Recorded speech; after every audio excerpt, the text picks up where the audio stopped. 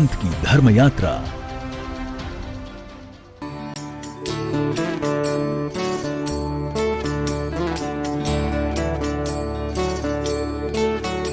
इस कार्यक्रम के पुण्यार्जक हैं श्री कंवरलाल जी महावीर प्रसाद जी, पाटनी, मदनगंज, किशनगढ़, राजस्थान। नमो अरिहंताणम, नमो सिद्धाणम, नमो आयरियाणम, नमो वज्रायाणम, नमो लोये सवसाहूणम। मिसिर सुमीठी बाता थारी, मन है ज्ञान को सागर सा। चांद बिथासू शर्मा जावे, दिगंबर वेश धारियो। बाबा तारो चांद सरी सो मुकड़ो, कोई नजर नहीं लग जाए। बाबा मान जल्दी जल्दी तारो, कोई भक्त नहीं रह जाए। करुणा की ते क्यारी लागो, ज्ञान भरी ते थारी सा। खूब चाऊं सु द्यावा थाने, बात थारी मतवा। ओ बाबा तारा भक्त है इतना सहारा, ओ बाबा तारा भक्त है इतना सहारा।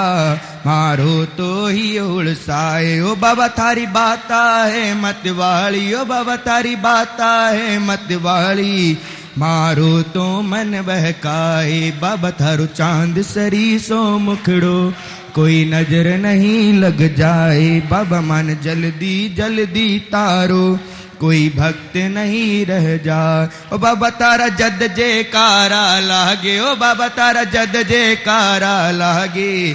भक्तारो मन हर्षाए, ओ बाबा तारो रूप लगेला कीणो। बाबा तारो रूप लगेला कीणो, थान देख भक्त मुस्काए। बाबा तारो चांद सरी सो मुकड़ो, कोई नजर नहीं लग जाए। बाबा मान जल्दी जल्दी तारो, कोई भक्त नहीं रह जाए। मिसिर सुमीठी बाता थारी, मन है ज्ञान को सागर सा। चांद बिथासू शर्मा जावे, दिगंबर वेश धारियो। बाबा तारो चांद सरी सो मुकड़ो, कोई नजर नहीं लग जाए। बाबा मान जल्दी जल्दी तारो, कोई भक्त नहीं रह जाए। बोले तीर्थ चक्रवर्ती निर्यापक श्रमण मुनि पंगो श्री सुधास सागर जी महामुनि राज की नमोस्तु भगवान। राजस्थान से पधारे भैया लविश जी जैन ने बहुत ही सुंदर राजस्थानी भाषा में मंगलाचरण प्रस्तुत किया और गुरुदेव के समक्ष अपनी भावांजलि प्रस्तुत की। आज महाशांति धारा करने का सौभाग्य हमारे मध्य गुवाहाटी से पधारे आदरणीय सुरेंद्र जी और परिवार को प्राप्त हुआ। साथ ही साथ मनीष जी, लविश जी को भी प्राप्त हुआ। मैं उनसे अमित जी को प्राप्त हुआ और शांति धारा जिन्हें करने का सौभाग्य प्राप्त हुआ है। ज्ञानोदय तीर्थ के हमारे मनीष जी गदिया के भाई होने का आपको सौभाग्य है। मैं निवेदन करूंगा पधारे आचार्य भगवान के चित्र के समक्ष दीप प्रज्वलन करें और हमारी कमेटी इनको सम्मानित करेगी। आइए पंडित जी साहब।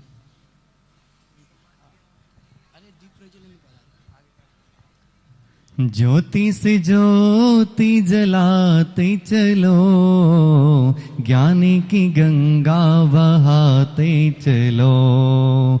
ज्ञान की गंगा बहाते चलो। रुचिर दीप्तिकरम शुभ दीपकम, सकल लोक सुखाकर मुज्ज्वलम।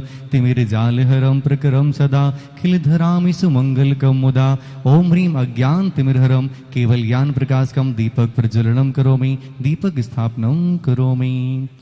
आइए हम कार्यक्रम को आगे गति प्रदान करते हैं और देश विदेश से दर्शक लालायित हो रहे हैं कि श्रमण संस्कृति संस्थान सांगानेर एवं संत श्री सुधा सागर छात्रावास सांगानेर की जो बालिकाएं बालक प्रवचन प्रस्तुत करते हैं वह बड़े ही भावनात्मक रूप से और उनके ज्ञान को प्रदर्शित करते हैं। तो मैं आज प्रथम प्रवचन हेतु आवाज देता हूं बहन श्री सृष्टि कुंभोजकर, जो कि मूल रूप से महाराष्ट्र की निवासी हैं और शास्त्री तृतीय वर्ष में संत श्री सुधा सागर छात्रावास सांगानेर में अध्ययनरत हैं। बहन श्री सृष्टि कुंभोजकर, कोल्हापुर, महाराष्ट्र। पूज्य श्री के चरणों में श्रीफल समर्पित करके आशीर्वाद प्राप्त करें और अपना आज का प्रवचन प्रस्तुत करें। सृष्टि कुंभोजकर।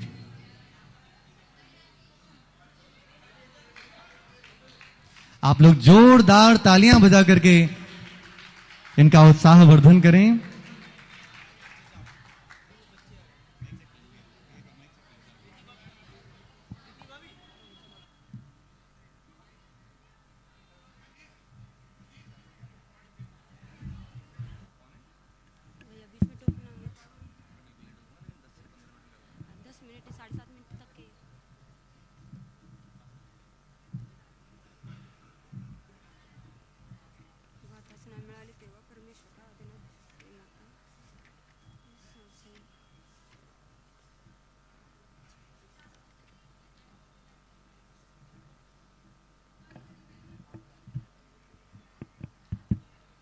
सभी अपने हाथ जोड़ लेंगे।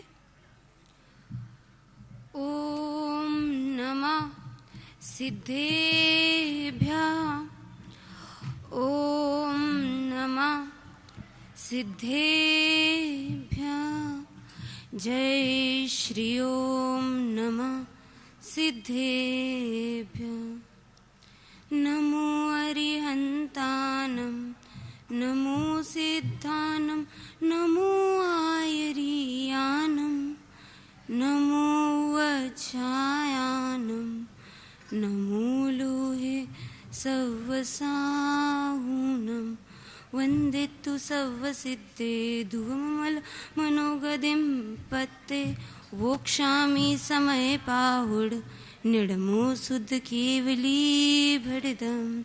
बोले पंच परमेश्वरी भगवान की, बोले सांगानेर वाले बड़े बाबा श्री आदिनाथ भगवान की, बोले आचार्य भगवान श्री कुंद कुंद भगवान की, बोले आचार्य गुरु श्री विद्यासागर जी महामुनि राज की, बोले आचार्य गुरु श्री समय सागर जी महामुनि राज की, मम आराध्य पितृतुल्य श्री सुधा सागर जी महामुनि राज की, जिनवानी माता की, समय सार महाग्रंथ की। शरण को जगत में ढूंढता जीव, मिथ्या शरण जाता है, और शरण को शरण मान यह जीव संसार में रह जाता है। यह जीव क्या करता है? हर जगत में शरण को ढूंढता है, जगह जगह धन वैभव पैसा अपने परिवार जन में हर जगत में वो शरण ढूंढता है, यानी आनंद को ढूंढता है। और उस आनंद को ही सुख मानकर मिथ्यात्व को भी शरण मान लेता है, यानी एकांत पक्ष में भी चला जाता है। लेकिन ये नहीं जानता कि अपनी आत्मा का स्वभाव क्या है, अपनी आत्मा का स्वभाव क्या है, अपनी आत्मा कैसी है।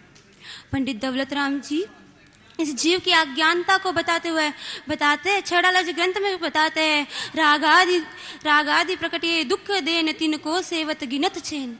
ये जीव जो रागादि भाव है इसको ही सेवन करता है। जानता तो है ये जीव कि ये रागादि भाव है, ये दुख के कारण है, दुख के निमित्त है, परंतु इसमें ही रह रहा है, ना कि अपनी आत्म स्वभाव में लीन हो रहा है। इसी बात को आचार्य कुंद कुंद भगवान इस जीव की अज्ञानता को कह रहे हैं, और गाथा नंबर 74 में कहते हैं, जावन वेदी विशेषम तरंतु आदा सवन दोन हम्पी अननानी तावत दूसो क्रोधादिसु वट दे जीवो। क्या कर रहा है जीव? अपने जो आत्मा के भाव है इसको छोड़कर, जो आत्मा के भाव है और जो आश्रव के स्वरूप है इसको छोड़कर यह जीव इसमें अंतर नहीं कर पा रहा, इसके जो विशेषता गुण है इसको अंतर नहीं कर पा रहा। इस कारण ये जीव अज्ञानी बना रहा है और क्रोध आदि भावों में लिप्त हो रहा है। अगर आश्रव की बात की जाए तो काय वांग मन योगा आचार्य उमा स्वामी महाराज तत्वास सूत्र में कहते हैं, जो काय वांग वचन और मन इनकी जो प्रवृत्ति है इससे आश्रव होता है, और ये आश्रव के निमित्त जब जीव को मिलते हैं तो ये संसार में रहने का रहता है। यानी जो आश्रव के निमित्त को बताते हुए आचार्य उमा स्वामी कहते हैं, शुभा पुण्यस्य शुभा पापस्य, यानी जो शुभ भाव है, शुभ आश्रव है, इससे पुण्य का बंध होता है, और जो अशुभ आश्रव है इससे पाप का बंध होता है। इसी बात को, पुण्य पाप को बताते समय आचार्य कुंद कुंद भगवान समयसार ग्रंथ में 153 नंबर की गाथा में सोने और लोहे की बेड़ी उदाहरण देते हुए कहते हैं कि जो सोने की बेड़ी है, अगर एक मनुष्य के सामने अगर एक सोने की बेड़ी रख दी जाए और साथ में लोहे की बेड़ी रख दी जाए, तो ये जीव किस बेड़ी को स्वीकार करेगा? हमेशा मूल्यवान चीजों को ही स्वीकार करेगा, यानी सोने की बेड़ी की तरफ जाएगा। पर सोने की बेड़ी पुण्य के समान है और लोहे की बेड़ी पाप के समान है। और चाहे सोने की हो चाहे लोहे की बेड़ी हो, जकड़ने का ही काम करती है। उसी समान चाहे पुण्य हो चाहे पाप हो, ये संसार में उलझाने का ही काम करता है। तो हमें इस पुण्य और पाप को समझना चाहिए कि जो संसार में रहने का काम कर रहा है और जो अपने आत्म भाव है वो हमें संसार से तजने का काम कर रहे हैं। तो हम किस में उलझ रहे हैं, संसार में या आत्म के भावों में उलझना चाहिए, या अपना स्वयं का चिंतन होना चाहिए। इसी बात को आचार्य कुंद कुंद भगवान समयसार में कहते हैं कि जीवानी निबद्धा अध्रुवा निश्चयाता शरणाया दुखा दुख फलानी नादु देवंती दोन हम्पी। एक उदाहरण से समझते हैं।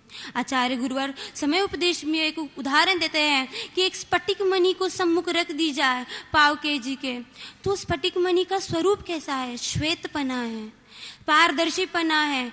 लेकिन अगर उस स्फटिक मणि के सम्मुख अगर एक लाल फूल को रख दिया जाए तो स्फटिक मणि क्या करती है? अपने सफेद पने को ढक लेती है और उस लाल पने को स्वीकार लेती है। स्फटिक मणि लाल पने को स्वीकारती है, इसका अर्थ ये नहीं होता कि वो स्फटिक मणि और लाल फूल एक है, बल्कि उसका रंग एक हो जाता है। लेकिन जैसे ही उस स्फटिक मणि से लाल फूल को अलग कर दिया जाए तो वो स्फटिक मणि अपने स्वचतुष्टय में यानी सफेद पने में आ जाता है। ऐसे आचार्य भगवान कह रहे हैं कि जो आत्मा है, आत्मा के भाव है और जो आश्रव है, ये दोनों भिन्न हैं, दोनों अलग है। आत्मा सिर्फ आश्रव का कर्ता है, ना कि आश्रव के तत्व ही आत्मा है। जो ना दुनते होती, यानी जो ज्ञानी जीव है, जो आश्रव के दुख रूपी फल है इसको जान लेता है, यानी जो अध्रुवपना है, अनिश्चितपना है और अशरणपना है, जब ये जानता है कि जो आश्रव से उत्पन्न जो चीजें हैं वो अध्रुव है, अशरणभूत है, अनित्य है, तो ये जीव इसको छोड़ने लगता है। जब सोचिए शांतिनाथ भगवान को क्या नहीं था उनके पास पुण्य आश्रव की वजह से। स्वयं 16वें तीर्थंकर पदधारी, साथ में चक्रवर्ती, और उनकी तन की वैभव की बात की जाए तो उस काल के काम बलि।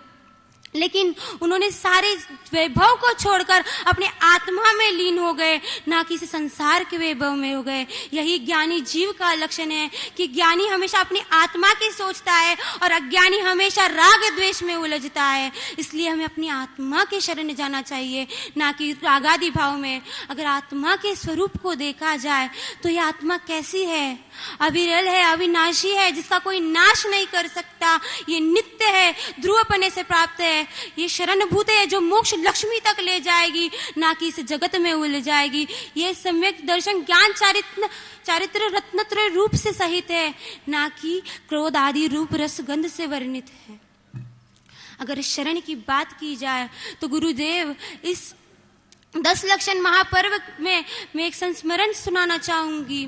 जब मैं 10 लक्षण के लिए गई थी तो उसमें एक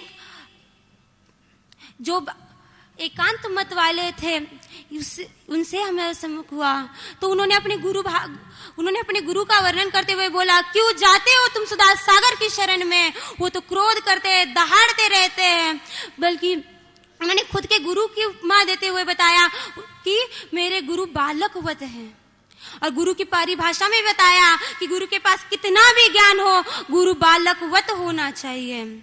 तो मैंने उनका कहा कि आप तो एकांत पक्षी हो, हमेशा एक ही पक्ष को देखोगे। हम अनेकांतवादी है, हम अनेकांत पक्ष को देख के चलते हैं। आप एक पक्षी हो, इसलिए गुरुदेव के दहाड़ में तुम्हें क्रोध दिखता है। हम अनेकांतवादी है, इसलिए हमारे गुरुदेव की दहाड़ में भी हमें करुणा दिखती है, ना कि क्रोध आदि भाव दिखते हैं।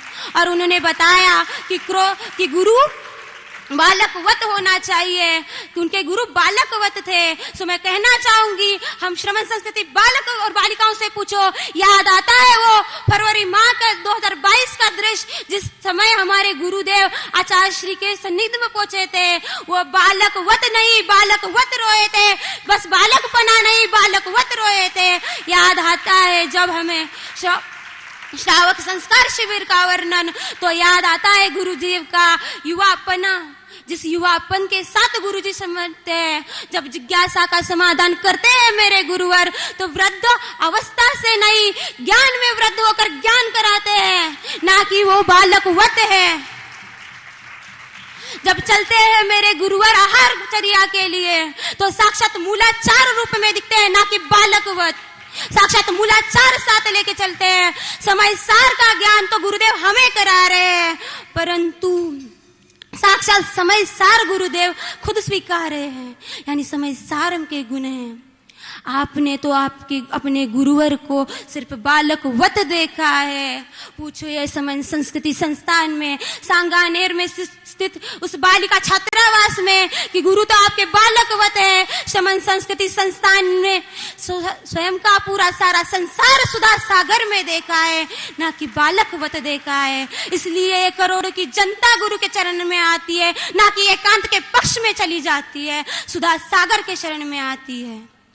गुरुदेव, मैं अल्प बुद्धि आपके गुणों का क्या व्याख्यान करूं? क्या मुझ में ज्ञान इतना कि आपके गुणों का व्याख्यान करूं?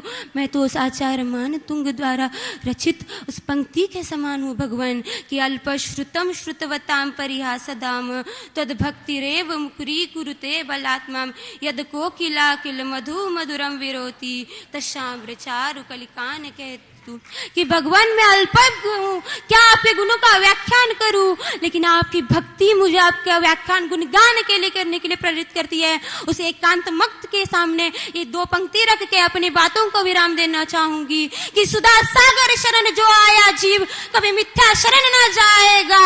अमृतवाणी का पान कर भव भव से पार हो जाएगा, भव भव से पार हो जाएगा। बोले सुधा सागर गुरुदेव की। बहुत ही सुंदर भावांजलि समय सार के परिप्रेक्ष्य में बहन सृष्टि जी कुंभोरकर ने गुरु चरणों में प्रस्तुत की है। महाराज श्री, हम बच्चों को कुछ बोलना नहीं आता है, ना हम किसी शास्त्रों का ज्ञान रखते हैं। आपकी चरण सन्निधि में रह करके बस अपनी भावांजलि आपके चरणों तक पहुंचा देते हैं और आपका नाम लेकर के समाज में पहुंच जाते हैं और हमारा काम हो जाता है। पूज्य गुरुजी, हमको कुछ नहीं आता है और लोग कहते हैं हमारे यहाँ प्रवचन करने के लिए भैया जी आए हैं, प्रवचन करने के लिए बहन आई हैं। महाराज श्री, प्रवचन का तो हम लोग अर्थ जब पढ़ते हैं तो उसमें आता है प्रकृष्ट वचनम प्रवचनम, जो सबसे उत्कृष्ट वचन होते हैं। ऐसे जो दिगंबर संत हैं, जिन वाणी हैं, अरहंत भगवान हैं, उनकी वाणी को प्रवचन, ऐसा हमने पढ़ा है शास्त्रों में। तो गुरुदेव, हम सभी को प्रवचन करना नहीं आता है, बस हम सभी तो जो आपका नाम लेकर के शुरू करते हैं ऐसी भावांजलि सबके समक्ष रख देते हैं और हमारा काम हो जाता है। नमोस्तु गुरुजी। अब आपके चरणों में ऐसा विद्वान आ रहा है। गुरुजी, मैं आपकी भाव थोड़ा सा खींचना चाहूंगा।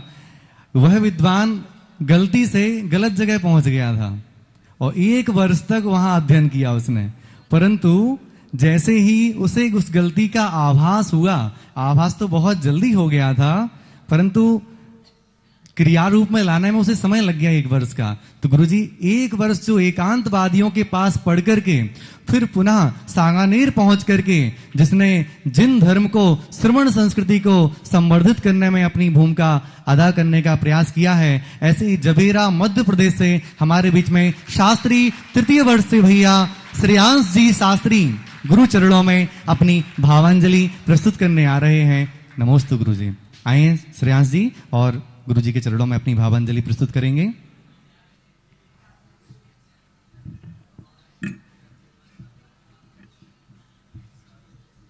चलिए सभी अपने दोनों हाथ जोड़ेंगे और अपने इष्ट प्रभु का स्मरण करेंगे।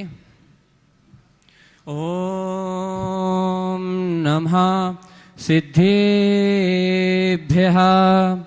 ओम नमः सिद्धेभ्यः, जय श्री ओम नमः सिद्धेभ्यः नमो अरिहन्ताडं नमो सिद्धाडं नमो आयुर्याडं नमो वज्रायाडं नमो लोये सव्यसाहुडं वन्दितु सव्यसिद्धे ध्रुवममलमणोवं गदिं पत्ते भुच्छामि समय पाहुड मेड़मो सुत केवली भड़िदम। बोली आदि ब्रह्मा श्री आदिनाथ भगवान की, जगत कल्याणी द्वासांग जिनवाणी माता की, ग्रंथाधिराज समय सारे जी की, आचार्य भगवंत गुरुवर श्री कुंद कुंद महाराज की, आचार्य भगवंत गुरुवर श्री विद्यासागर जी महाराज की, आचार्य श्री समय सागर जी महाराज की, मम आस्था के केंद्र बिंदु मिथ्यात्व भंजक निर्यापक मुनिपुंगव श्री सुधास सागर जी महाराज की। हर व्यक्ति संसार में हर स्थान पे सुख ढूंढता है। वह जो भी क्रिया करता है हर स्थान पे उसे सुख की चाहना होती है, लेकिन वह सुख पर में नहीं, वह सुख तो अपने ही पास है। आचार्यों ने कहा परा परस ततो दुख, परा परस ततो दुख महात्मयि बात्मस तथा सुखम अतएव महात्मानस तन्निमित्तम कृतुध्यमः। अर्थात पर वस्तु पर है जिससे दुख होता है, और केवल आत्मा ही आत्मा की है जिससे सुख होता है। इसलिए तो महापुरुषों ने उस आत्मा की प्राप्ति के लिए उद्यम किया, परिश्रम किया, पुरुषार्थ किया। लेकिन महानुभाव एक बात याद रखिएगा, जब तक हमारा ज्ञान मोह से ढका है हम तब तक अपने स्वभाव की प्राप्ति नहीं कर सकते। मोहेन संवृतम ज्ञानम स्वभावम लभते नहीं, कैसे प्राप्त कर सकते हैं। इसलिए आचार्य कुंद कुंद महाराज समय सार जी की गाथा क्रमांक 41 में कहते हैं नत्थि मम को भी मोहो भुज्यदि उपभोग एव है मिक्खो तम मोहेण ममत्तम समयस्य व्याणया विनती। नत्थि नहीं है मम मेरा, को भी कोई भी मोह, यह मोह मेरा कोई भी नहीं है। भुज्यदि जानता है, उपभोग एव है मिक्खो, केवल उपयोग मात्र एक मेरा है। तम मोह निर्ममत्तम, उसको मोह से निर्ममत, समयस्य व्याणया विनती, समय को अर्थात सिद्धांत को जानने वालों ने कहा। अर्थात यह मोह मेरा कोई भी नहीं है, केवल उपयोग मात्र एक मेरा है। और ऐसा जो जानता है उसको सिद्धांत के जानने वालों ने मोह से निर्ममत कहा है। हम जब भी आत्मा के स्वभाव को देखते हैं कहीं मोह नहीं आता, लेकिन जब हम आत्मा के ज्ञान दर्शन को देखते हैं तो यह आत्मा के ही हैं, ज्ञान दर्शन स्वरूप ही आत्मा है। अरे मोह तो वह बीमारी है जो इस आत्मा के गुणों को साइड इफेक्ट करती है, जो इस आत्मा के गुणों को बीमार करती है। इसे जीव का स्वभाव मात्र जानना देखना है, लेकिन जब इसके साथ मोह आ जाता है तो वह वस्तु में इष्ट अनिष्ट की कल्पना करने लगता है। हमारे केवली भगवंत सर्वज्ञ भगवान, उनके पास मोह नहीं, उनके पास मोह नहीं, तब भी वह तीनों लोकों के समस्त पदार्थ की समस्त पर्यायों को, त्रिकालवर्ती पर्यायों को एक समय में एक साथ जानने पर भी उनको ना किसी से राग है ना किसी से द्वेष है। ना जाने कितने लोगों ने उनके ऊपर उपकार किया होगा, ना जाने कितने लोगों ने उनके ऊपर अपकार किया होगा, और वह सबको एक साथ जान रहे हैं, लेकिन ना उन्हें किसी से मोह है ना किसी से उन्हें द्वेष है। ये बात है। इसलिए हमें भी इन पंक्तियों को अपने जीवन में प्रति समय चिंतन करना होगा कि मेरा न मोह पर से उपयोग मेरा, ऐसा सदा समझता बस मैं अकेला, साधु उसे परम निर्मम है बताते, शास्त्रानुसार निज जीवन है बिताते। अरे इन पंक्तियों को यदि जीवंत रूप में देखना है तो हम आचार्य भगवंत को देखें, इन पंक्तियों को हमें जीवंत रूप में देखना है तो हम पूज्य गुरुवर श्री सुधास सागर जी महाराज को देखें, जिनने इन पंक्तियों को साक्षात अपने जीवन में उतारा। एक बार मुझसे किसी एकांतवादी ने बोला, भैया देखो समय सारजी में आचार्य महाराज क्या कह रहे हैं, रत्तिमम को भी मोह, मोह मेरा कोई नहीं है। उन्होंने हमें एक दृष्टांत दिया, इसके पहले बहन ने भी वो दृष्टांत दिया कि भैया जिस प्रकार सोने की बेड़ी हो अथवा लोहे की बेड़ी हो, वह क्या करती है, संसार में बांधने का काम करती है। उसी प्रकार आप गुरु महाराज से मोह करो अथवा आप संसार से मोह करो, दोनों क्या करेंगे, संसार में बांधने का काम करेंगे। मैंने कहा अच्छा आप हमसे पूछ रहे हो, सुधा सागर के चेले से पूछ रहे हो कि हम मोही निर्मोही गुरुवर कैसा मोह हमारा है? क्या पूछ रहे हो वो हमसे कि हम मोही निर्मोही गुरुवर कैसा मोह हमारा है? तो हमने कहा सुनो, सुधा सागर जी से मोह हमारा सम्यक दिलाने वाला है, सुधा सागर जी से मोह हमारा संसार छुड़ाने वाला है। अरे हमने नियम सार जी की तात्पर्य वृत्ति टीका में पढ़ा है, चतुर्वर्ण श्रवण संग वात्सल्य गतो मोह प्रशस्तः, अर्थात 4 प्रकार के श्रवण संग के प्रति वात्सल्य मोह है। कैसा मोह है? प्रशस्त मोह है। हमने रत्न कंडक श्रावकाचार्य जी में आचार्य समंत्रभद्र ने जो लिखा है, श्रद्धानाम परमार्थानाम आप्तागम तपोव्रताम त्रिमूढ़ा पौर्ण मष्टांगम मस्मयम, कि अतः सच्चे देव शास्त्र गुरु पे श्रद्धान करना ही क्या है? सम्यक दर्शन है। तो सुधा सागर जी से मोह हमारा सम्यक दिलाने वाला है। हमें पूज्य गुरुवर के उस अवस्था का एक संस्मरण याद आता है जब पूज्य गुरुजी क्षुल्लक श्री परम सागर जी की अवस्था में थे और वह किसी प्रश्न को लेकर आचार्य भगवंत के चरणों में जाते हैं और आचार्य भगवंत उनसे क्या कहते हैं वह सुनने योग्य है। क्या कहते हैं पूज्य गुरुवर? प्राथा में भी लाली होती, क्या प्राथा में भी लाली होती, संध्या में भी लाली है, एक सुलाती एक जगाती कितने अंतर वाली है, एक सुलाती एक जगाती कितने अंतर वाली है। अरे जो मोह हम गुरु महाराज से करते हैं भाई हमें संसार से छुड़ाने वाला है महानुभाव। निर्मोही से मोह हमें संसार छुड़ाएगा और मोही से हमारा मोह संसार बढ़ाएगा। बात समझना है। अरे हमारे गुरु महाराज तो वह हैं जिनने घर छोड़ा निर्वस्तु हुए और मोह तजा निर्जीवन का, जिनने घर छोड़ा निर्वस्तु हुए और मोह तजा निर्जीवन का, आत्म को आत्म से पाने ध्यान धरा निज आत्म का। और सुनो कि अहम शून्यता निष्प्रयता की, अहम शून्यता निष्प्रयता की सुधा गुरु प्रति मूरत है। ऐसे जिन शासन के सह की, ऐसे जिन शासन के सह की जिन धर्म को आज जरूरत है, ऐसे जिन शासन के सह की जग को आज जरूरत है। अरे बड़े बिरले होते हैं वह साधु जो अपनी आत्मा के कल्याण के साथ पर कल्याण करते हैं। आज हम आचार्य कुंद कुंद महाराज को स्मरण क्यों करते हैं? उनने श्रवणों के लिए भी उपकार किया तो श्रावक के लिए भी उपकार किया। आज हम आचार्य भगवंत गुरु श्री विद्यासागर जी को स्मरण करते हैं तो उनने क्यों याद करते हैं? उनने लोगों को पर कल्याण के लिए भी बोला तो उन्होंने हम सभी के लिए गुरुदेव जैसी चेतन कृतियां भी दी। ऐसे बड़े बिरले साधु होते हैं। इसलिए आज हम पूज्य गुरुदेव को कुछ बात अपनी हृदय की रखना चाहेंगे कि गुरुवर आपका जो निर्ममत्व है भाई आपके लिए मोक्ष जाने में निमित्त होगा।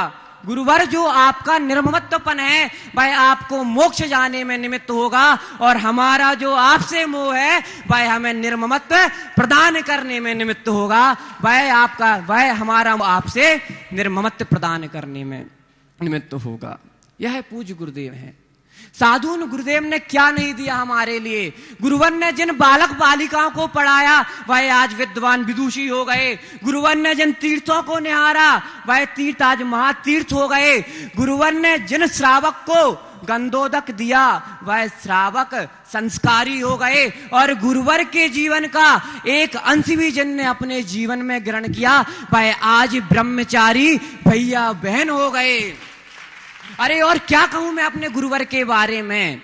अरे और क्या कहूं मैं अपने गुरुवर के बारे में? गुरुवर को पाकर के मरुस्थली में भी कमल खिल गए, मरुस्थली में भी फूल खिल गए। यह हमारे पूज्य गुरुदेव की महिमा है। भगवंत अंत में बस हम आपके चरणों में इतनी ही भावना भाते हैं। तप पादौ मम हृदये तप पदद्वये लीनम तिष्ठतु मुनिंद्र तावत यावन निर्वाण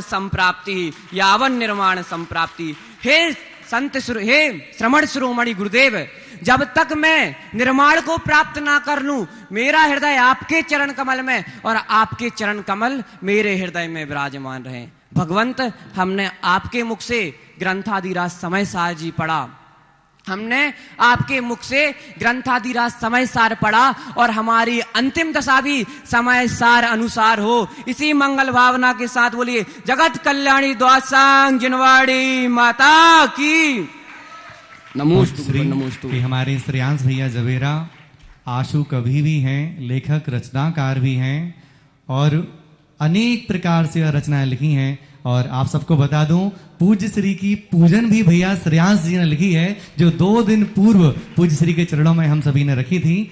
तो ऐसे हमारे भैया श्रेयांश जी पूज्य श्री के चरणों में अपना नमोस्तु निवेदित कर रहे हैं।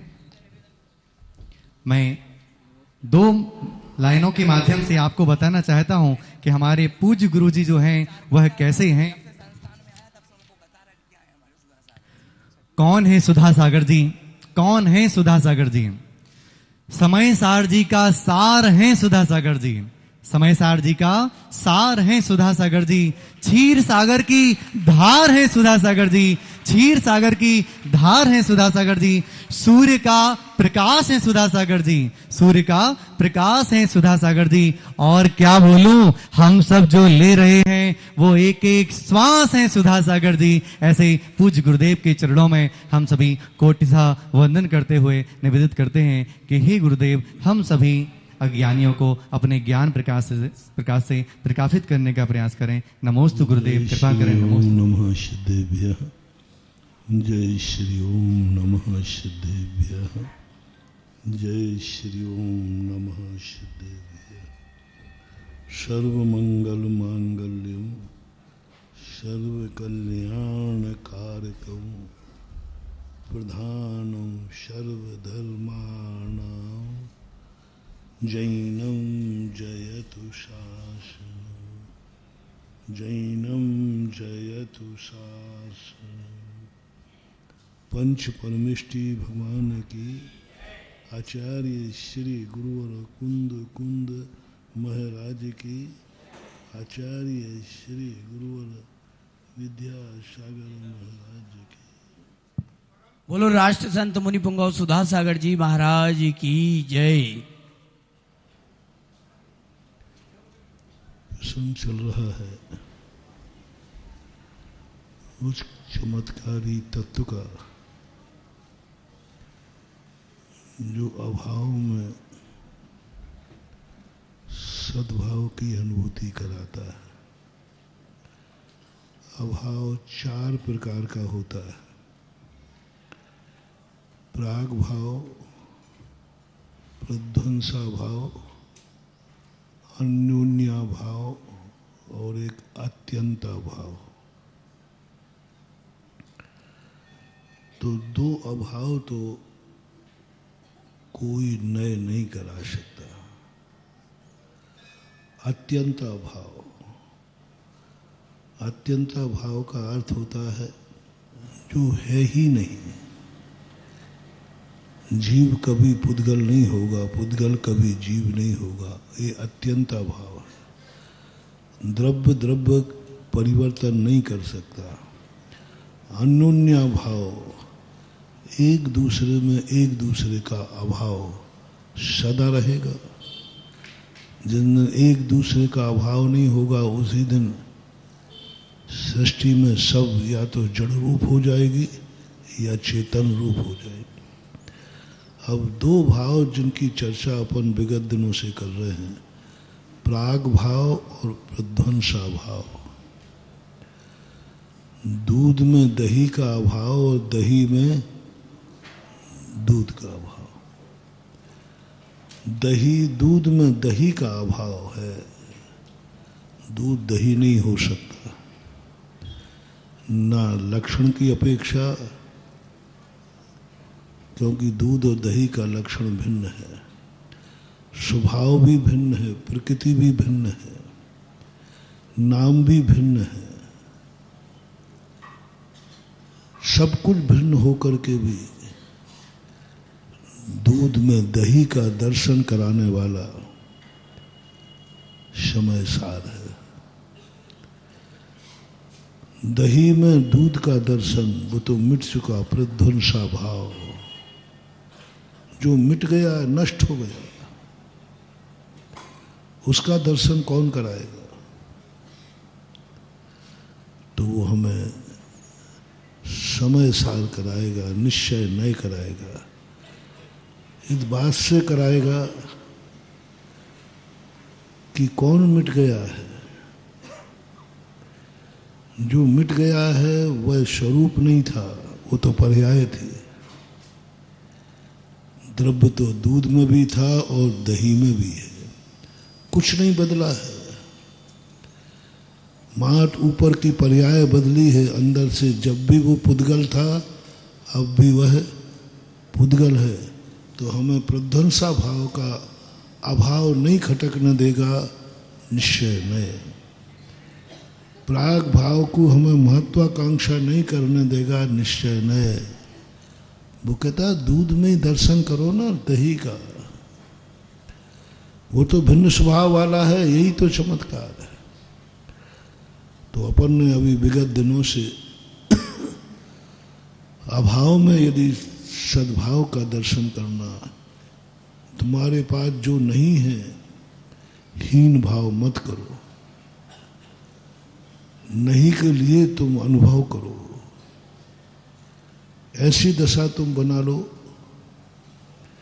कि तुम्हें वर्तमान में ही भविष्य की आनंद की अनुभूति हो जाए।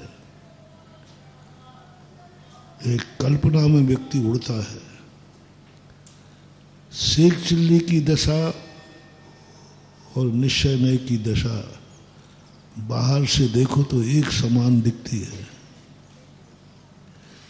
सेक चिल्ली क्या करता है? कल्पना की उड़ान है।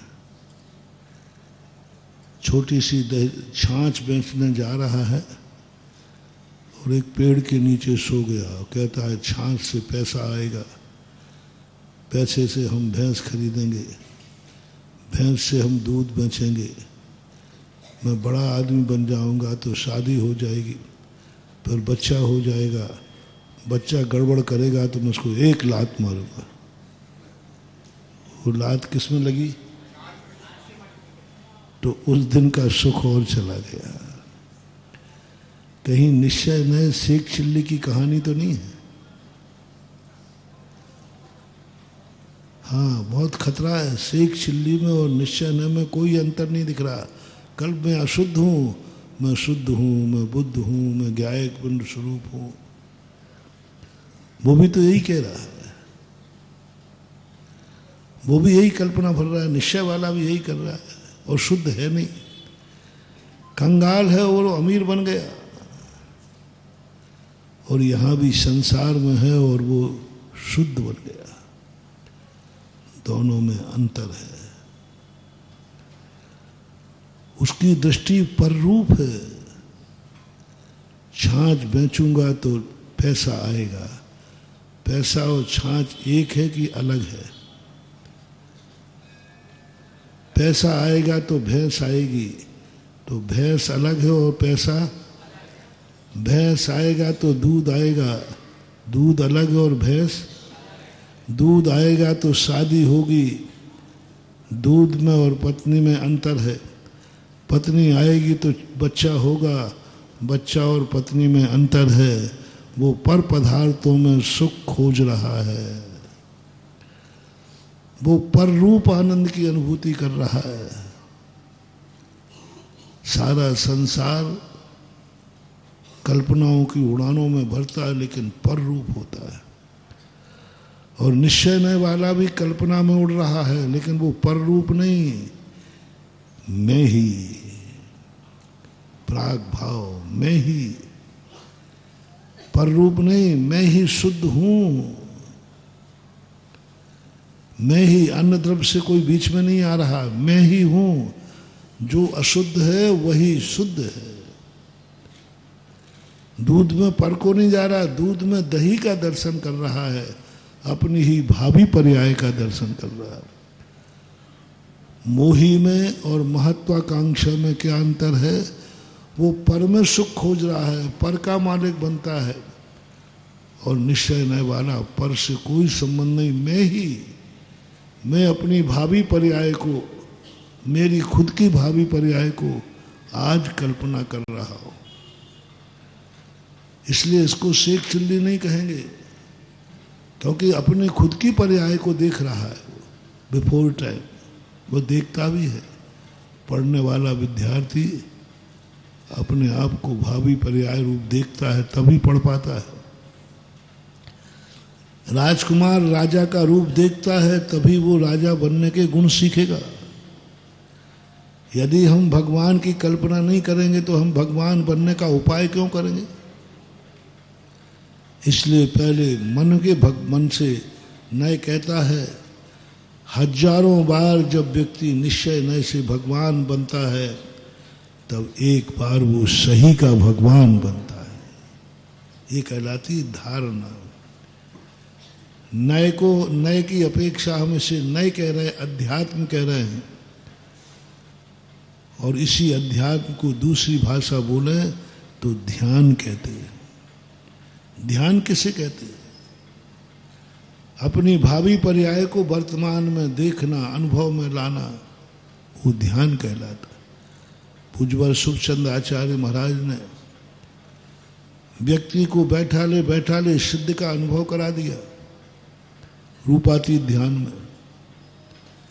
पिंडस्थ, पदस्थ, रूपस्थ और रूपातीत, ये चारों ध्यान शुद्ध समय सार का निश्चय नहीं की वस्तु है वो मुनि, लेकिन अरहंत बना दिया, पदस्थ कर दिया।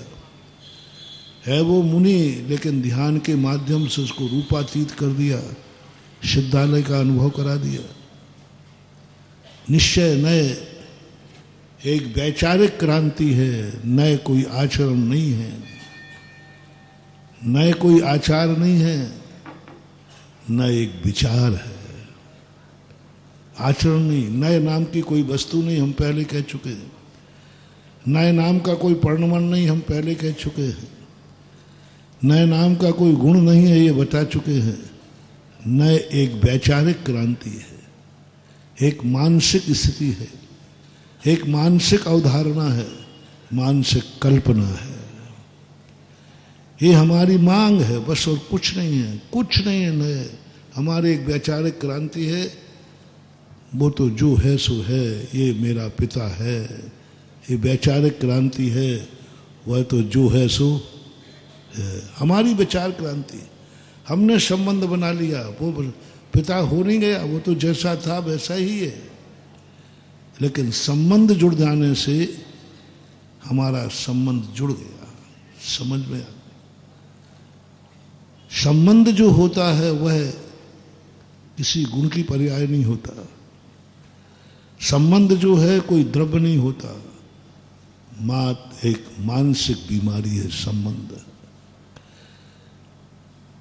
किसी वस्तु को मेरी कहने से वो मेरी नहीं हो गई, वस्तु तो वस्तु रहेगी, लेकिन हमें संतुष्ट हो गया कि ये वस्तु मेरी है, मानसिक कल्पना। आज प्रातःकाल स्वाध्याय में बहुत बड़ी बात आई, तभी से मेरे दिमाग में घूम रहा है। मोह को उन्होंने अजीम में तो लिया, अजीम में तो लिया, लेकिन जब पुद्गल कर्म की बात आई तो मोह को हटा दिया। ना तो भाव में ले रहे हैं, ना द्रव्य में ले रहे हैं, जीव अजीव में ले लिया कि पांचों के पांचों जीव भी हैं और अजीब भी है। लेकिन जब पुद्गल की बात आई तो उन्होंने मोह को नहीं लिया। पुद्गल कौन कौन से है? योग को नहीं लिया, दोनों को हटा दिया। चलो अपन संतुष्टि है कि योग द्रव्य रूप होता है, और मोह नाम का जो कोई मोह नाम का पदार्थ दुनिया में नहीं है, पर भाव में तो लेना चाहिए था।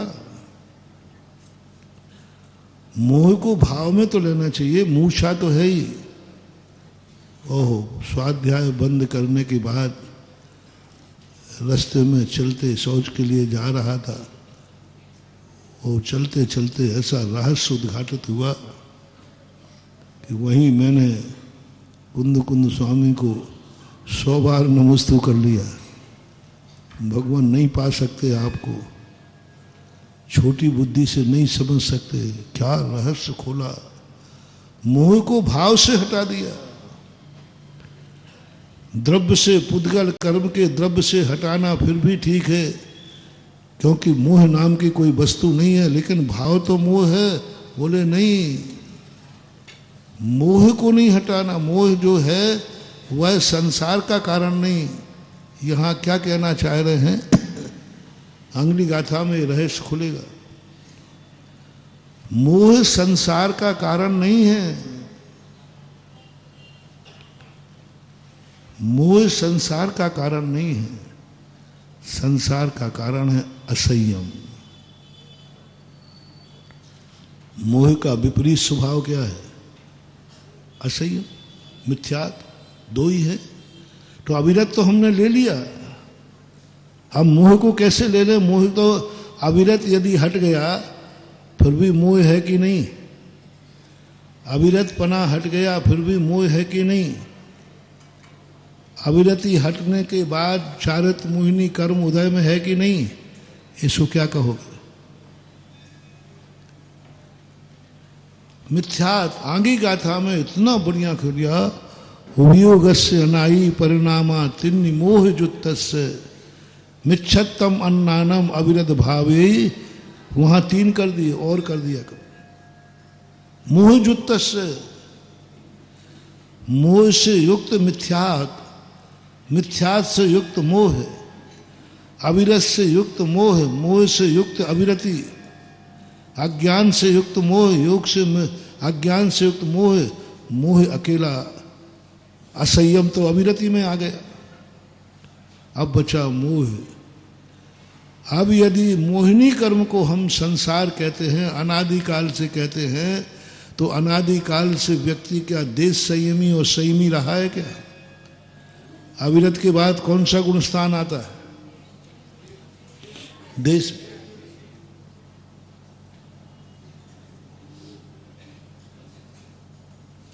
देश व्रत क्या अनादि निधन है? नहीं। संयम क्या अनादिकालीन है? है ही नहीं। तो वो मोहिनी अजीब तो है, अजीब तो है, क्योंकि वो सुख गुण को ढांक रहा है।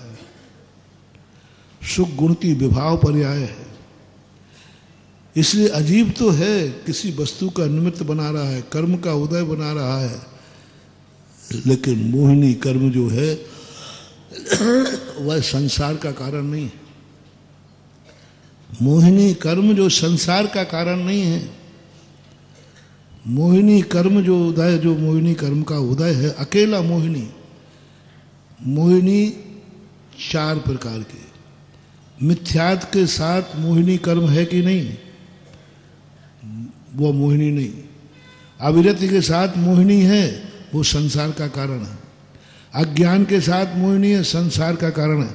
अब तीनों को, तीनों प्रत्यय हट गए। मिथ्यात हट गया, अविरति हट गया, अज्ञान हट गया। अभी मोहिनी कर्म है कि नहीं? है। अब इसको क्या करोगे? देश संयम को संसार का कारण, मोहिनी कर्म का उदय विद्यमान है। मुनि महाराज संयम संजनन कषाय उदय में है कि नहीं? इसको संसार का कारण। देश वृत्ति संसार का कारण, मिथ्यात संसार का कारण, मुनि व्रत संसार का कारण, क्योंकि ये दोनों गुणस्थान में मोहिनी कर्म है, लेकिन संसार का कारण नहीं है। यदि 3 प्रत्ययों से रहित मोहिनी कर्म है तो बना रहने दो, कोई फर्क नहीं पड़ने वाला। और मोहिनी रहित योग है तो बना रहने दो, अकेला योग संसार का कारण नहीं है। इसलिए योग को हटा दिया। बहुत बहुत इतना रहस्य खुला। कुंद कुंद स्वामी के प्रति ऐसा आनंद आया है, भगवान कहाँ हम कहाँ आप। योग और मोह को हटा दिया, उपयोग में से हटा दिया योग को। बोले यदि योग मिथ्यात के साथ है तो खतरनाक है, योग अविरति के साथ है तो खतरनाक है, योग अज्ञान के साथ है तो खतरनाक है। इन सबसे रहित यदि योग है तो 13वें गुणस्थान में, 13वें गुणस्थान में योग है कि नहीं? खतरा क्या है? कोई खतरा, लेकिन योग है। इसलिए उन्होंने कहा योग संसार का कारण नहीं। फिर उन्होंने कहा मोह, मोह शायद मिथ्यात हट गया, अविरति हट गई, अज्ञान हट गया, अब अकेला मोह बचा। देश वित्तीय मुनिराज के पास मोहिनी कर्म का उदय है। क्या ये अनंत संसार का कारण है? नहीं। इसलिए उन्होंने यहां नहीं लिया, अगली गाथा में बहुत बड़ा रहा। तो इसी प्रकार से जो निश्चय की जो वस्तु स्वरूप व्यवस्था है बहुत कठिन है महानुभाव, और इतनी सरल है, इतनी सरल है। अध्यात्म इतना सरल है, इतना सरल है, इतना सरल है, जितनी सरल रेखा खींचना सरल है। नाम क्या है उसका? और खींचना, एक वक्र रेखा, एक सरल रेखा है। वक्र रेखा और कठिन रेखा, उसको खींचना कितना सरल है। और नाम क्या है? सरल रेखा। आप खींचो। अब सरल रेखा नाम है उसका, लेकिन उसको खींचना बहुत कठिन है। पहले तो टेबल पे जिस पे खींचोगे रख के वो देखो, वो हिल तो नहीं रहा है। पहले चारों टेबलें स्थिर करो, हाँ पूरा स्थिर करो। द्रव्य क्षेत्र काल भव भाव ये सब स्थिर हों। किंचित मात्र भी द्रव्य क्षेत्र काल भाव विपरीत ना हो। द्रव्य विपरीत है, क्षेत्र विपरीत है, सरल रेखा नहीं खींचेगी। पहले टेबल सही करो। टेबल सही करने के बाद फिर कागज लाओ, कागज को भी चारों कोनों पर पिन लगाओ, नहीं तो तुम खींचते जाओगे, कागज खिसक गया तो। टेबल के पहले लगाओ, पिन लगाओ, कागज को स्थिर करो, कागज को स्थिर करो, अपने द्रव्य वृत्त को स्थिर करो। चारों गतियों को पहले, अपने जीवन को पहले टेबल, सब द्रव्य क्षेत्र काल भव भाव सब के सब एक साथ टंकोत्कीर्ण हो जाएं, उसमें कंपन किंचित मात्र भी नहीं होना चाहिए। उसके बाद कागज जिस पर रेखा खींचना है, किस पर रेखा खींचना है, वो कागज कौन है? हमारे आत्मा, हमारा ये। तो इसमें हम पहले द्रव्य संयम, द्रव्य देश व्रत, सम्यक दर्शन आदि इनमें दृढ़ करो, निशंकित हो जाओ। जब तुम्हारा द्रव्य लिंग यानी कागज एक स्थिर हो जाए, इसके बाद भी अभी रेखा नहीं खींचेगी। स्केल पट्टी, स्केल पट्टी क्या है? ना कागज है, ना टेबल है, ना रेखा है, स्केल पट्टी है। कुंद कुंद भगवान देव शास्त्र गुरु, ये आत्मा नहीं है हमारे लिए, मात्र स्केल पट्टी है। स्केल पट्टी के समान वो हमें एक सीधा रास्ता करने के लिए प्रेरित करेंगे। समय सार ग्रंथ स्केल पट्टी है, ग्रंथ। कुंद कुंद स्वामी स्केल पट्टी है, जिनेन्द्र देव की वाणी स्केल पट्टी है, जिनेन्द्र देव जितने भी हैं ये सब इसको स्केल पट्टी लाओ। यदि स्केल पट्टी यदि थोड़ी खुरदरी हुई तो, यदि टेढ़ी हुई तो, देव शास्त्र गुरु खोटा हुआ तो गए काम।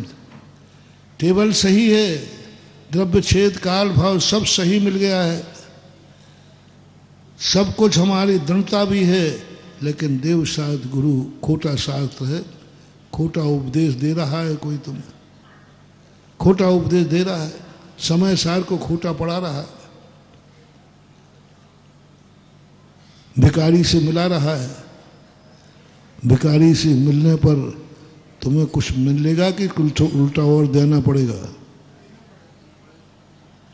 भिखारी के पास जाके मिलेगा कि उल्टा और देना पड़ेगा? देना और पड़ेगा। मालिक से मिलाना, खोटा उपदेश हो गया। मालिक से मिलाया, रत्नत्र रूपी रत्न का भंडार जिस गुरु के पास है, ऐसे गुरु से मिलाओ, ऐसी आत्मा से मिलाओ। कौन सी आत्मा जानना है? जो ज्ञान दर्शन चारित्र से परिपूर्ण, अधियम नान स्वभाव मध्यम, लबालब भरा हुआ है। ज्ञान भी लबालब है, दर्शन भी लबालब, किंचित मात्र भी दर्शन में कमी नहीं है। आठों अंग जिसके सम्यक दर्शन से परिपूर्ण है, चारित्र जिसका लबालब भरा हुआ है, कहीं से भी कोई अचारित्र की गुंजाइश नहीं, मन से असंयम नहीं, वचन से नहीं, काया से नहीं, कृत कारत अनुबंध कहीं से भी अचारित्र नहीं है, चारित्र से लबालब भरा हुआ है। ऐसे भरे हुए भंडार जिस आत्मा में है, ऐसी आत्मा से मिलना है, ऐसी आत्मा के पास जाना है। ऐसी आत्मा की संगति करोगे तो माला माल हो जाओगे। हम भिखारी की संगति कर रहे हैं। और कुंदकुंद स्वामी ने कहा नहीं, मैं उस आत्मा से मिलाऊंगा जो रत्नों के भंडार से लबालब भरा है, रत्नत्र से। बिल्कुल रत्नत्र ही हमारे मोक्ष मार्ग के रत्न है। ये भी पूरे फुल हाउस भरे होना चाहिए। जब तक खाली रहेगा, खाली व्यक्ति कभी दूसरे को कुछ दे ही नहीं सकता। कौन सी वस्तु तुम दान में देते हो? जब ओवरफ्लो हो, अब भैया महाराज जी कुछ दान करना चाहता हूँ। क्यों? अब महाराज आप समझो बात को, इससे ज़्यादा रखा तो या तो सरकार ले जाएगी या चोर ले जाएगा। तो सोचा कि चलो बहती गंगा में हाथ धो लेते हैं, दान दे देते हैं। वहाँ चोर ले जाएगा, सरकार ले जाएगी। बहुत सारे बड़े लोग आदमी दान देते थे, तो मैंने कभी तो आप लोग दान देते हो तो बड़ी खुशी होती थी, ये लोग इतना दान देते हैं। पहले मैं बड़ा प्रशंसा करता था दानियों की, अरे इतना दान देते हैं, पैसा है, देखो कितना अच्छा पसीने का पैसा है। बाहर में जो हमने देखा कारपोरेशन कोई फंड होता है, नाम आगे पीछे होगा, वो तो उनको दिखाना पड़ेगा, नहीं तो सरकार ले जाएगी। मन की मतलब, बोलो महाराज हम कुछ नहीं दे रहे, वो तो हमें दिखाना ही है, नहीं दिखाएंगे तो क्या होता है? वो दिखाना है, दान हमें दिखाना है, और उसमें हमारा कुछ नहीं जा रहा, बस सरकार से बचा करके धर्म दे दिया। आई एम दानी, टाटा बिरला डालमिया, ये सब कुछ नहीं है। अपन समझ रहे टाटा बिरला डालमिया वगैरह ये बहुत बड़े बड़े सेठ मंदिर बनाते हैं, बहुत बड़े बड़े दान देते हैं, अस्पताल बना देते हैं, विद्यालय बना देते बड़े बड़े। अरे अपन सोचते पारमार्थिक। तब हमें एक सीए ने समझाया सारी बात, तब कराई। उन्होंने कहा महाराज जी ये इनको निकालना पड़ेगा, है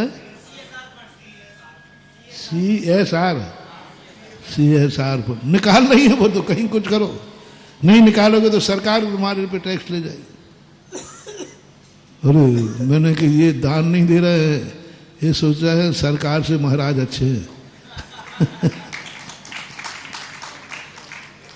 वहां तो देने के बाद कुछ नहीं मिलेगा, यहाँ तो महाराज ये कह रहे हैं कि इस भाव भी सुधरेगा और अगला भाव भी सुधरेगा, और दोनों हाथ से आशीर्वाद मिलेगा। वो सरकार थोड़ी आशीर्वाद देती है, सरकार आशीर्वाद नहीं देगी, और परभव भी सुधरने वाला, इधर दोनों सुधरेंगे, आशीर्वाद भी मिलेगा, परभव भी सुधरेगा, और धर्म की भी सब तरफ से चारों। इसलिए कई लोग, सभी की नहीं कह रहा हूँ, कुछ लोग तो बेचारे ऐसे भी हैं, अभी दोनों दान बता देता हूँ। कुछ लोग ऐसे हैं जो दान देते हैं, लोग मंदिर बनवाते हैं। पहले लोग मंदिर बनाते थे, कोई मंदिर कहता था मैं बड़ा खुश होता था, अरे भैया मंदिर बना रहे, बहुत अच्छी बात, चलो मैं चलता। बाद में चला पता चला ये मंदिर नहीं बना रहा, ये तो कॉलोनी काट रहा है। अरे मैंने कहा मामला क्या है? अरे मंदिर बना रहा। हाँ महाराज जी मंदिर बना रहा है। महाराज बड़े भाव है मंदिर बनाने के। हमारी मम्मी कह गई थी मंदिर बनाना, आपके प्रवचन सुन करके मेरे भाव हुए मंदिर बनाने के।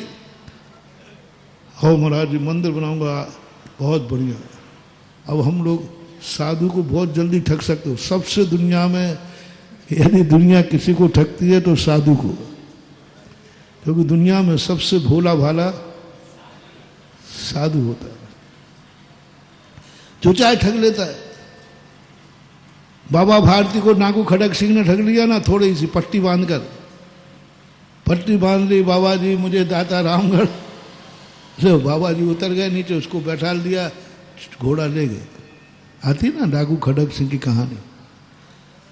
दुनिया ठग रही साधु को, भगवान को ठग रही। भगवान तो इसलिए कहीं ठगे जाते हैं, भगवान तो मुस्कुराते रहते, बेटा मालूम है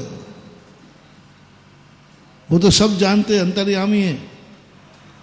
अपन कितनी झूठी बोलते हैं भगवान के सामने स्तुतियों की।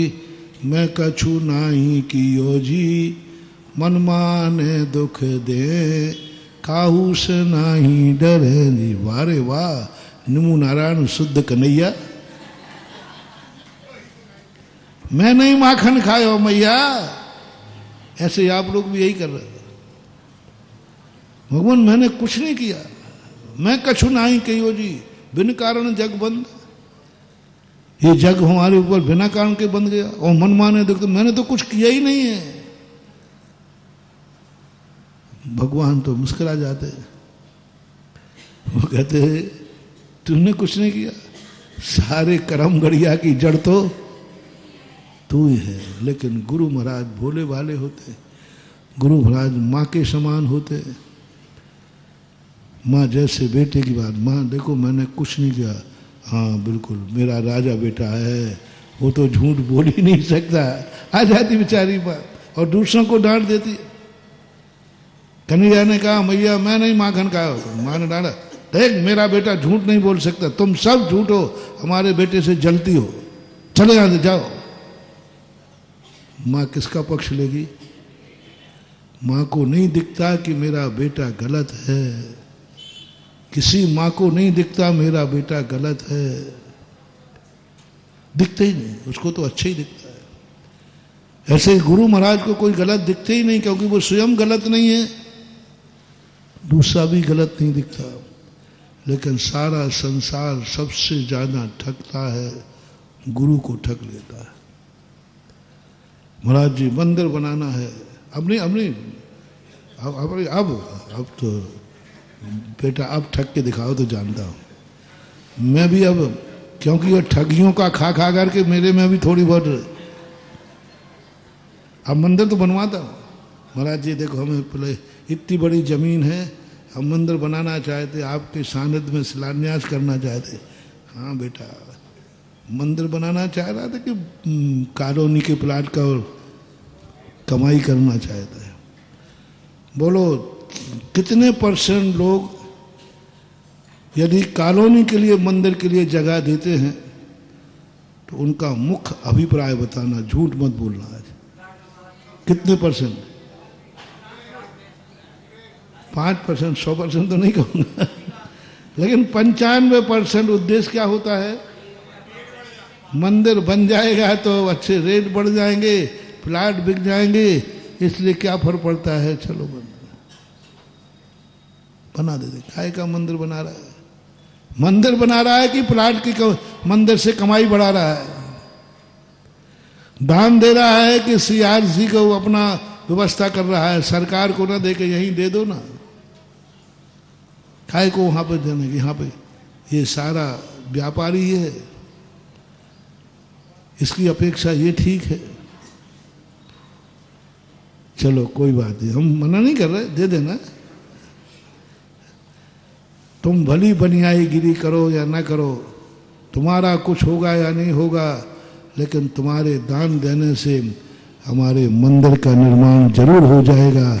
तुम भली धर्म कमाओ या ना कमाओ, लेकिन तुम्हारे मंदिर से लाखों लोग धर्म कमाएंगे, ये कमीशन तो तुम्हें जाएगा। मैंने संतोष कर लिया है, मैंने सोचा अब तो मैं आशीर्वाद नहीं दूंगा एनसीआरसी वालों, कारपोरेशन फंड वालों को, अब तो कॉलोनी वालों को आशीर्वाद नहीं दूंगा।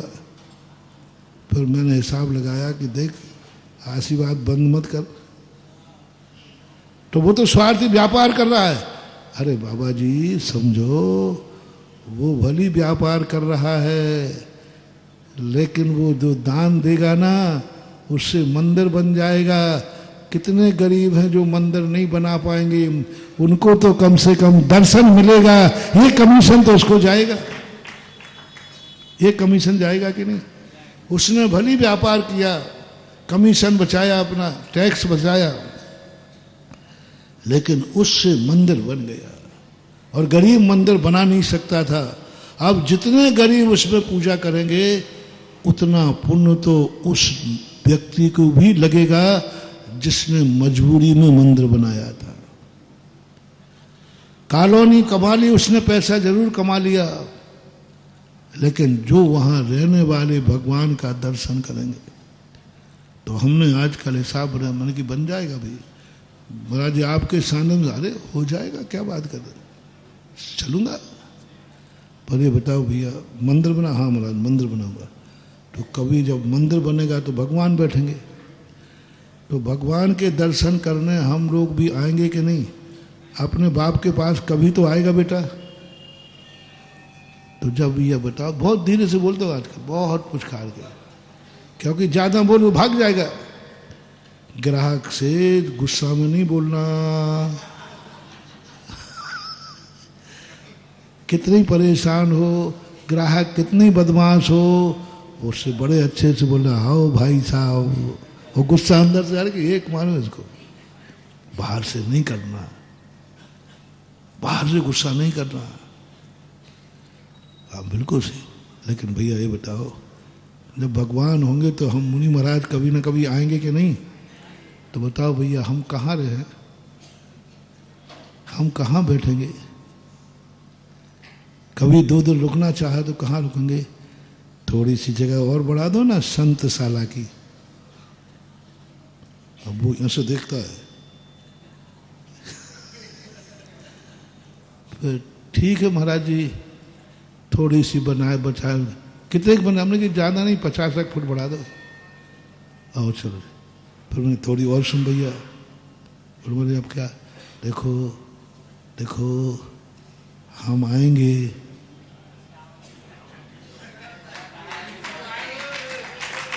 अब देखो भैया ये तो आपने क्या करा।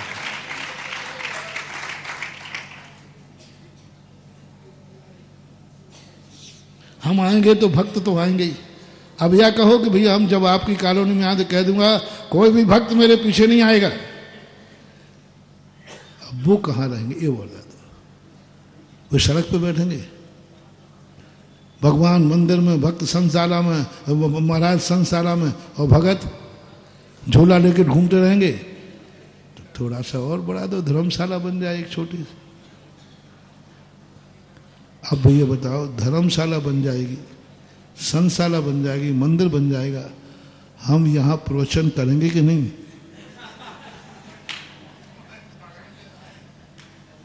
अब वो बहुत सीख गया, अब तो बहुत पहले बुद्धू था मैं। अरे अब तो मजा आता। देखो बताओ, अब बताओ मेरा प्रवचन प्रतिदिन होता है, और हम प्रवचन कहाँ बैठ के करेंगे, भक्त कहाँ बैठेंगे ये बताओ। अशोकनगर आने में यही समस्या थी, तुम कहाँ शिविर लगाओगे ये तो बताओ, कहाँ करोगे, क्या करोगे। महाराज को तो बुला लेते, महाराज की बारात का इंतजाम है कि नहीं। हमारे आचार्य जी कई बार यही कहते थे, लोग जाके कहते थे महाराज जी हमें सुधा सागर महाराज का चतुर्मास जाना दो। आचार्य जी कहते सुधा सागर संभाल लोगे, उनकी बारात को संभाल लोगे। हाँ वो शिविर कहाँ लगाओगे, है जगह। ऐसे हम कह रहे हैं भैया पहले मैं तो आ जाऊंगा, मैं तो बहुत छोटा था, कुछ मेरे पास कुछ नहीं। देखो एक तखत चाहिए पड़ता है, इतने से मैं बैठ जाता हूँ। कितने में बैठा हूँ बताओ ना।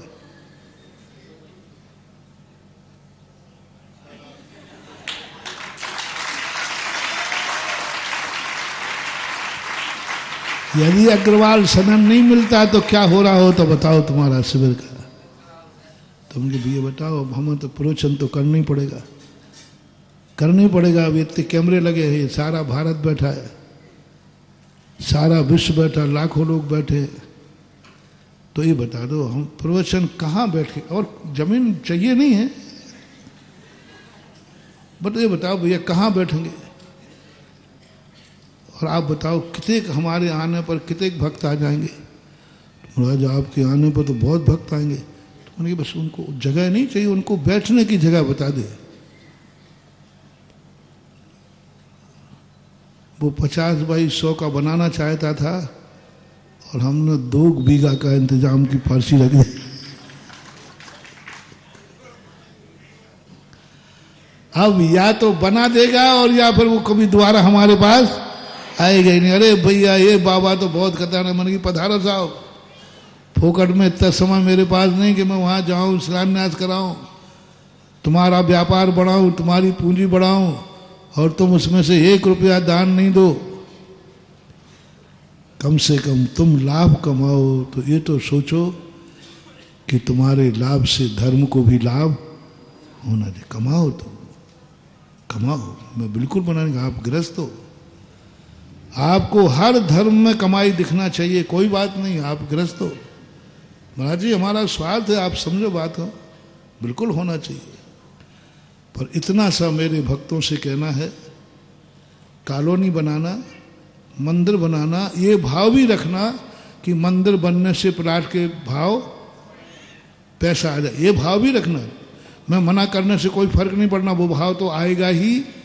बस इतना सा सोच लो कि मैं धर्म मंदिर बनाने से इतना कमाऊंगा तो कम से कम मेरे द्वारा धर्म को भी लाभ होना चाहिए। कभी तो लोग आके कह सके जब प्रवचन, वाह कॉलोनी काटी, लेकिन देखो इतना बढ़िया प्लाट, प्रवचन भी हो रहा है, महाराज भी रुके, संत भी रुके, मंदिर बद दुआ नहीं देगा रे तुझे, भगवान जी दुआ नहीं देंगे। दुआ तो हमारे पास है, हमसे दुआ चाहिए तो संतशाला बनाओ, भगवान से कुछ नहीं मिलने वाला, वो दुआ फुआ कुछ नहीं देते, कुछ नहीं देते, वो आशीर्वाद देते हैं। ले लो, भारत की कौन सी मूर्ति आशीर्वाद की बनी?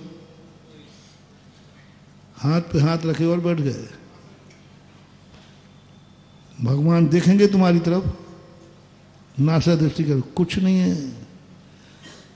आशीर्वाद चाहिए है तो, दुआ चाहिए है तो मंदिर के बाजू में संतशाला बना लो, नहीं तो बैठे रहो ठन ठन गोपाल। गुरुजी आ गए तो वो देंगे भगवान की दुआ, वो रुक गए, एक सामायिक भी कर लिया तो तेरा काम हो गया। भगवान क्या सामायिक करेंगे, वो तो सामायिक कर चुके, वो तो कृतकृत हो चुके, उनसे कुछ नहीं मिलने जुलने वाला है। गुरु महाराज सामायिक करेंगे वहां बैठ के, और जिस समय वो सामायिक करते हैं, ये नहीं पढ़ते कि सबका कल्याण हो। गुरु महाराज पढ़ेंगे, सत्वेषु मैत्रीम गुणशो प्रमोदम क्लिष्टेषु जीवेषु कृपा परत्वम माध्यस्थ भावम विपरीत वृत्तौ सदा ममात्मा विदधातु दे। अब ये पढ़ेंगे, ये है प्रसाद, ये है दुआ, ये भावना भाएंगे, सुखी रहे सब। भगवान नहीं भाते भावना, भगवान नहीं भाते ये भावना, संसार सुखी रहे, उनको पता ही नहीं है कि कोई दुखी है। भगवान तो अपनी आत्मा में लीन है, उनको ना ये पता है कि संसार में कोई दुखी है, ना उनको ये पता है कि कोई सुखी है। वे तो अपनी सुखी और दुखी कौन जानता है? गुरु महाराज। गुरु महाराज को मालूम है कि मेरा भक्त दुखी है। जिसके मन में करुणा है वही तो दया दिखाएगा। भगवान को करुणा कब आवे? जब वे हमारी तरफ देखें, हमारी तरफ देखें तब करुणा आए, हमारे संबंध में सोचे तो करुणा आए। उनको तो कहाँ पड़ी, वे तो अपनी आत्मा में लीन है। पूज्यवर कुंद कुंद स्वामी नियम सार में स्पष्ट कहते हैं, कुछ नहीं पड़ी, भगवान को पता ही नहीं है कि हम दुखी हैं। गुरु को मालूम है। गुरु तुम्हारे बीच में जाता है, गुरु तुम्हारे घर में आहार लेने जाता है, गुरु तुम्हारे साथ में आंखें भी खोलता है। वो देखता है तुम्हारा चेहरा, चेहरे से पता लगता है कि ये सुखी है कि वो सुनता है। भगवान सुनता नहीं है, गुरु सुनता है। और जब सुनेगा तभी कहेगा, कहें सीख गुरु करुणा। पहले सुनेगा तब तो बोलेगा, क्या बोलेगा। और भगवान बोलता नहीं है, गुरु बोलेगा, गुरु बताएगा। बहुत बड़ी चीज है महानुभाव गुरु, बहुत ऊंची किताब है गुरु। कई नीतिकारों ने तो ये भी कह दिया, भगवान से भी आप बोल दो ना थोड़ा, मैं बोलूंगा तो लोग कहेंगे महाराज आप अपनी औकात पर रहिए, आप भगवान से बड़े मत बनिए। हम नहीं बोला, चलो तुम बोलो। गुरु गोविंद दो खड़े काके रहे। क्या बात है, क्या बात है। शिष्य की महिमा देखो, भगवान से भी बड़ा गुरु को बना दिया। हाँ, वो कहता नहीं भगवान से बड़े गुरु हैं, भगवान तो हमें तो मौन है, भगवान तो मां साक्षीभूत हैं, वे हमारे काम आने वाले नहीं, हमारी नैया डूब रही है वो पार लगाने वाले नहीं है। गुरु बड़ा, भगवान से बड़ा गुरु। ओह, पूजा में जैनियों की यहां भी यही है, आपके यहां भी अरहंत भगवान के 46 मूल गुण कह दिए, महिमा गा दी। जब गुरु की महिमा बारी आई तो कहता, गुरु की महिमा वर्णी न जाए। अरे भाई, तू भगवान की महिमा गा सकता है? भगवान की महिमा गाने की बात कही तो कहती गा दिया, और गुरु की महिमा की बात आई तो क्या कह रहा है? शब्द नहीं, क्या है? मैं इन पंक्तियों को पढ़ के कहा, मैं पागल हो रहा। भगवान के अनंत गुण हैं, जब उनकी महिमा गाने में तुम ने नहीं कहा कि महिमा गा दी, और अब एक गुरु जो संसार में रहते इनकी महिमा गाने के लिए कह रहा है कि गुरु की महिमा वर्णन नहीं। क्या होगा? भगवान से बड़ा हो गया क्या गुरु? भगवान से बड़ा हो गया क्या गुरु? ये तो कौन बताएगा? भगवान से मत पूछना, गुरु को उलाहना मत देना। गुरु महाराज का आप भगवान से बड़े हो? तो गुरु तो कहे नहीं है बेटा, मैं तो भगवान से बड़ा बहुत छोटा हूं। अंदर हृदय से पूछो, सच्चे शिष्य से पूछो, भगवान और गुरु में अंतर क्या है। यदि दो में से एक को चुनना पड़ेगा तो सच्चा शिष्य गुरु को चुनेगा। भगवान चाहिए या गुरु? बोलो, दो में से एक मिलेगा तो सच्चा सम्यक दृष्टि होगा तो वो कहेगा गुरु दे दो मुझे। तो गुरु रहेंगे तो कल भगवान तो वो बना ही देंगे, और भगवान मिल भी जाएंगे तो वो मुझे भगवान बनाने वाले नहीं है, क्योंकि हमें उंगली पकड़ के कौन चलाएगा, मेरा कान कौन पकड़ेगा, मुझे प्रायश्चित कौन देगा? भगवान। भगवान हमें रास्ता बताने वाले नहीं, भगवान हमारा कान खींचने वाले नहीं, भगवान हमें दंड देने वाले नहीं, और हम हैं ढोर गमार। ढोर गमार शूद्र पशु नारी, रहे ताड़ना के अधिकारी। तुमने गुरु को चयन क्यों किया? भगवान को। ओहो, क्या बात है, बोलो, धन्य है। भगवान बड़ा है, भगवान बहुत बड़ी शक्ति है, तुमने गुरु को चयन कर लिया। क्यों कर लिया गुरु को चयन? भगवान को क्यों नहीं किया? बहुत सूक्ष्म तरफ ले जा रहा हूं। भगवान के पास डंडा नहीं है, गुरु के पास डंडा है, इसलिए चयन किया। बहुत बड़ी बात कह रहा हूं महानुभाव। गुरु के पास डंडा है, बस डंडे के कारण से मैं कह रहा हूं क्योंकि गुरु मुझे मार सकते हैं। हमें संसार से सबसे बड़ा कौन है जो मेरा कान पकड़ सके? कहां है सोच महानुभाव? हम तो उसको बड़ा मानते जो हमें आशीर्वाद दे सके, जो हमारी सब गलतियां माफ कर सके, जो हमारी गलतियों पे ध्यान ही नहीं देवे। मेरे अवगुण न चितारो। हाँ महाराज जी, सबसे बढ़िया अंध वो जो हमारी गलती देखे ही नहीं, देख लेवे तो अनदुखी करे, देख भी लेवे तो मारे नहीं, पीटे नहीं, कुछ नहीं कहे, कितनी ही गलती करते जाओ, राजा बेटा। हाँ आजकल वही पसंद कर रहे हैं लोग। समय सार लोग क्यों पसंद कर रहे हैं? समय सार क्यों पसंद कर रहे हैं लोग? क्यों ये गुरु नहीं बना रहे, भगवान को पसंद कर रहे हैं लोग? क्योंकि इनको कितनी गलती करते जाओ वो द्रव्यान्वयी कहते राजा बेटा, भगवान, आत्मा, पुत्रा।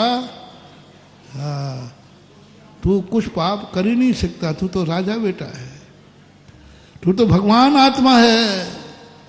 हो तू तो राग द्वेष भी नहीं कर सकता। मम्मी द्रव्यान्वयी, मम्मी ये कह रहे हैं कि मैंने क्रोध, अरे नहीं, मेरा राजा बेटा क्रोध कर नहीं सकता, मेरा राजा बेटा पाप कर ही नहीं सकता। बेटा ये झूठी पुचकार के चक्कर में मत पड़ो। जब नरकों में पड़ोगे तो चिल्ला चिल्ला के कहोगे कि ये क्या हो गया। हमारे अंदर दोष होने पर यदि माफ कर दिए जाए तो नुकसान किसका है? बीमार होने पर डॉक्टर बीमारी को माफ दवाई न देवे तो दोष किसका है? हम सोचते कितना बड़ा वीक पॉइंट है, जिंदगी का सबसे बड़ा वीक पॉइंट है। हमारे दोष गुरु को पता नहीं चले, माँ बाप को पता नहीं चले, बस यही तुम्हारे विनाश का कारण है। भगवान अच्छा है क्योंकि वो कुछ नहीं कहता, कुछ भी करो, चोर भी उठा के ले जाए तो वो चला जाता है। इसलिए लोग भगवान को पसंद कर रहे हैं आजकल के लोग। और उसको जिनवाणी को 3 जिनवाणी पसंद नहीं आती, प्रथमानुयोग, करणानुयोग, चरणानुयोग, क्योंकि इनके पास डंडा है। और द्रव्यानुयोग माँ बहुत प्यारी सीधी सादी है, मेरा राजा बेटा, भगवान आत्मा, तो शुद्ध बुद्ध ज्ञायक स्वरूपी चेतन स्वरूप भगवान आत्मा है, तू तो ये है ही नहीं।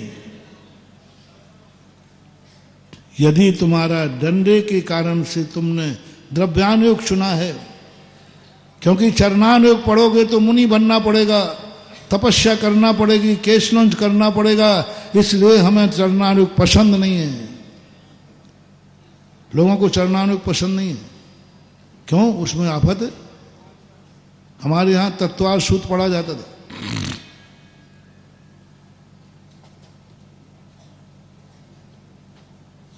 दशलाक्षण पर में तत्वार सूत्र जरूर पढ़ते थे।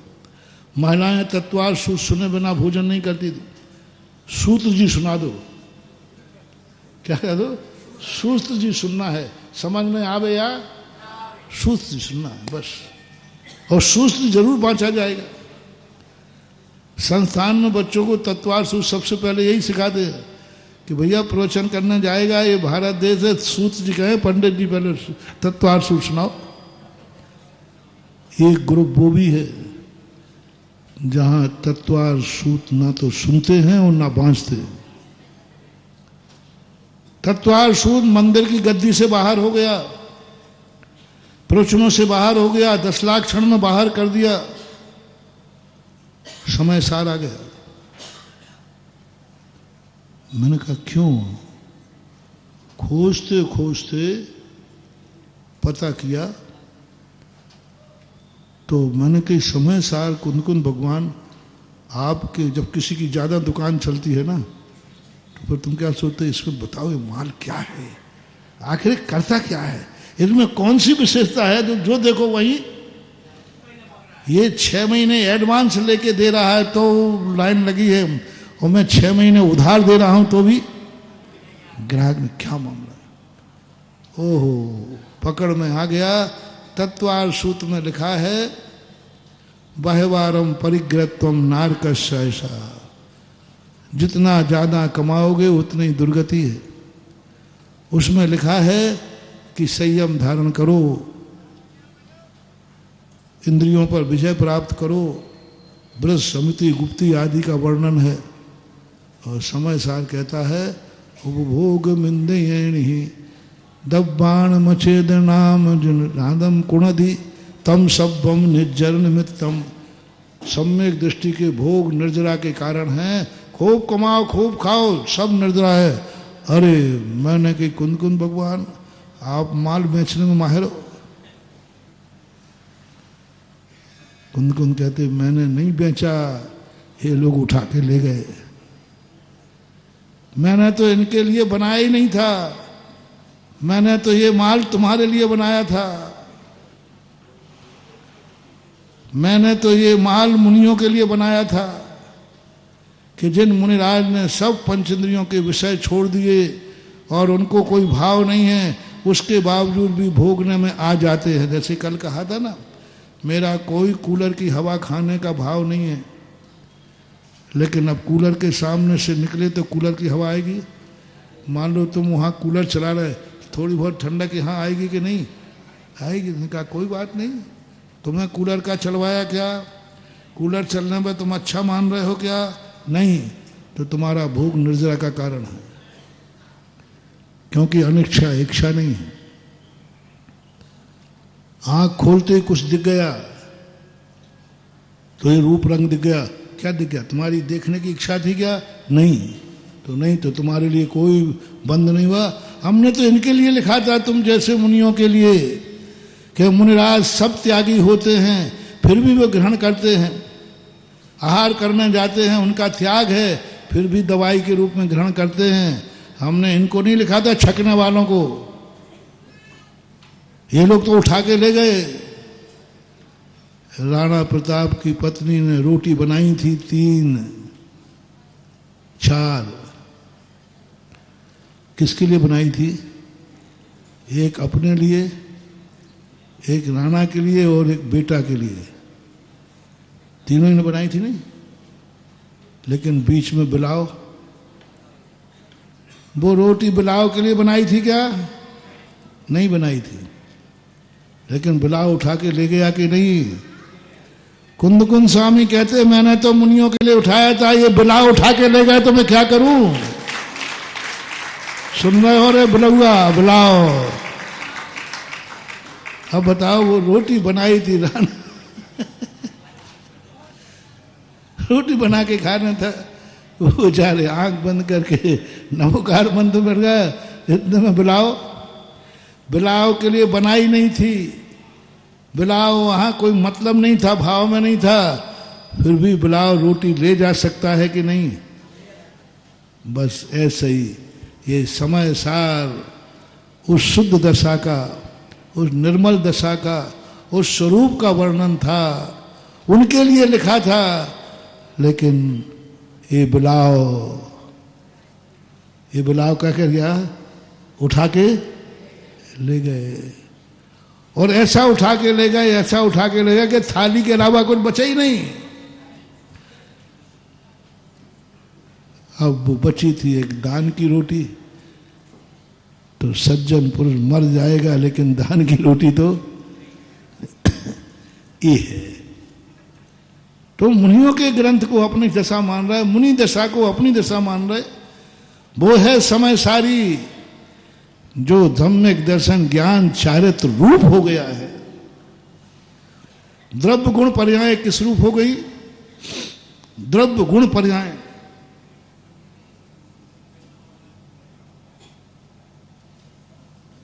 द्रव्य से, गुण से, पर्याय से, कृत से, कार्य से, अनमोल साफ तरफ से। पर्याय भी रत्नत्र रूप, गुण भी रत्नत्र रूप, और द्रव्य भी चलेगा तो रत्नत्र के साथ। उठेगा तो रत्नत्रय, खाएगा तो रत्नत्रय, बोलेगा तो रत्नत्रय। जहां देखो 24 घंटे मन में, बोलो, आंखों में वाणी। इस कार्यक्रम के पुण्यार्जक थे श्री कंवरलाल जी महावीर प्रसाद जी, पाटनी, मदनगंज, किशनगढ़, राजस्थान।